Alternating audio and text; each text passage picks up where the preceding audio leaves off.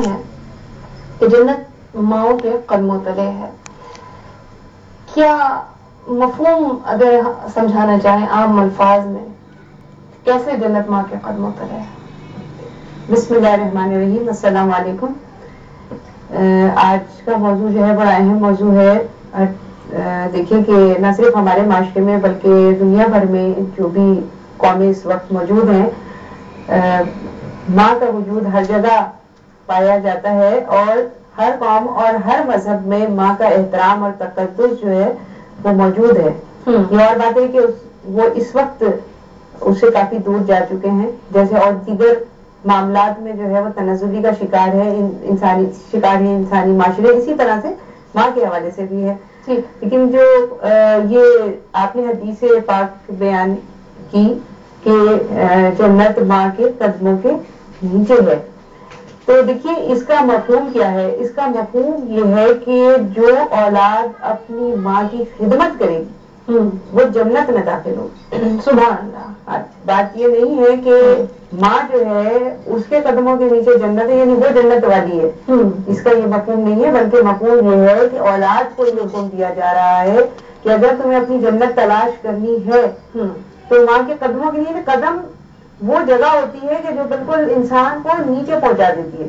ٹھیک ہے نا، ایک استعارہ ہے، یہ استعارہ ہے کہ قدموں میں بیٹھنا یا قدموں میں رہنا مطلب یہ کہ جھک کے رہنا، اس کے سامنے جھک کے رہنا. تو ماں کی اور اس کی خدمت کرنا، یعنی قدموں میں کون بیٹھتا ہے؟ خادم بیٹھتا ہے، ایک نوکر بیٹھتا ہے، ایک غلام بیٹھتا ہے، کنیز بیٹھتی ہے. تو غلام اور کنیزوں کے طریقے پر رہنا اپنے والدین کے ساتھ.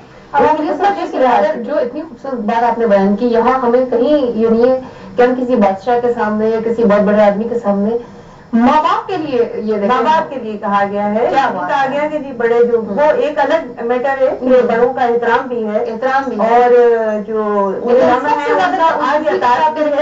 رہے جو ہے. اور قرآن کریم کے اندر دیکھیں نا کہ اللہ تبارک و تعالیٰ نے اپنی اطاعت کے بعد اپنے رسول کی اطاعت کے بعد جو ہے والدین کی اطاعت کو فرض قرار دیا ہے. یعنی اگر آپ درجات دیکھیں تو پہلے درجہ جو ہے اللہ تبارک و تعالیٰ کا ہے، دوسرا درجہ رسول اکرم صلی اللہ علیہ وسلم کا ہے، اس کے بعد والدین کا درجہ ہے اطاعت کے لحاظ سے.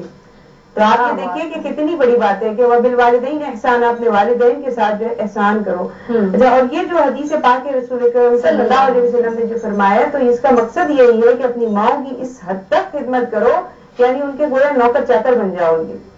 اور ہمارے ہاں جو ہے وہ اس حدیث کا ایک مفہوم اور بھی لیا جاتا ہے، مثلا کہ ماں جیسی بھی ہے، ماں جیسی بھی اس کی خدمت میں یہ جنت اس کی اولاد کو مل جائے گی، لیکن ماں یہ سمجھتی ہے کہ میں جتنی گناہگار ہوں جو بھی ہوں میں جنتی ہوں. میں سمجھتی ہوں کہ تھوڑا سا ہمیں اس حدیث کے حوالے سے اپنی اس کے مفہوم کو سمجھنے کی کوشش کرنی چاہیے. ماں کو بھی، اور اس میں ایک دوسرا پہلو یہ بھی ہے کہ ماں کو بھی ایک یعنی اولاد کو اگر جنتی بنانا ہے اور خود بھی جنتی بننا ہے تو پھر اس کے اندر بھی اپنے اندر اس کو یہ سکھانا پڑیں گے کو بھی شامل کیے لیتے ہیں. السلام علیکم. السلام علیکم. ماں بیٹا آپ کیسی ہیں؟ الحمدللہ میں ٹھیک ٹھاک ہوں. اپنا تعارف کروائیے گا.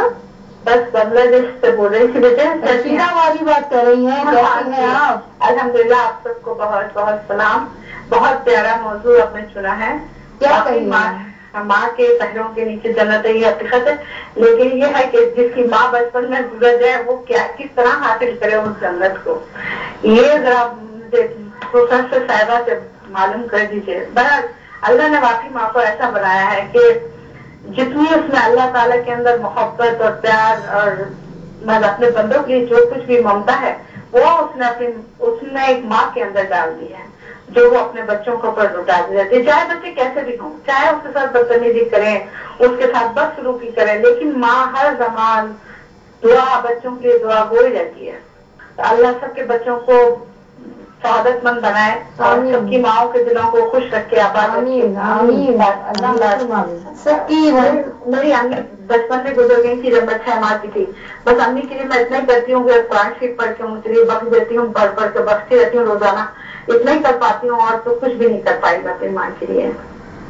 پیار کہتے ہیں کسے اور ممتا کیا چیز ہے، کوئی ان بچوں سے پوچھے جن کی مر جاتی ہے ماں. ایک اور کالر کو شامل کرتے ہیں. السلام علیکم. السلام علیکم. وعلیکم السلام. عظمیٰ میم میں فیصل آباد سے ندا بات کر رہی ہوں. کیسی ہیں آپ؟ میری بہن ندا میں بالکل ٹھیک ٹھاک ہوں. کیا کہیے؟ پروگرام بہت اچھا ہے، بہت اچھا ہے. محبت آپ کی. اور ہم میمونہ میم کو تو بہت مس کرتے ہیں. کب آئیں گی وہ؟ ان کو ہم بھی بہت مس کر رہے ہیں. وہ بہت جلد آنے والی ہیں. اچھا عظمیٰ میم مجھے ایک کوشچن پوچھنا تھا. یہ جو پلکنگ کرواتے ہیں یہ جائز ہے؟ کیونکہ میری بہن عمرہ پہ گئی تھی تو مسجد نبوی. ٹھیک ہے، بالکل آپ کے سوال کا جواب دیا جاتا ہے. پہلے کوشش کرتے ہیں کہ موضوع سے ریلیٹڈ سوالات شامل کیے جائیں، اس کے بعد انشاءاللہ تعالی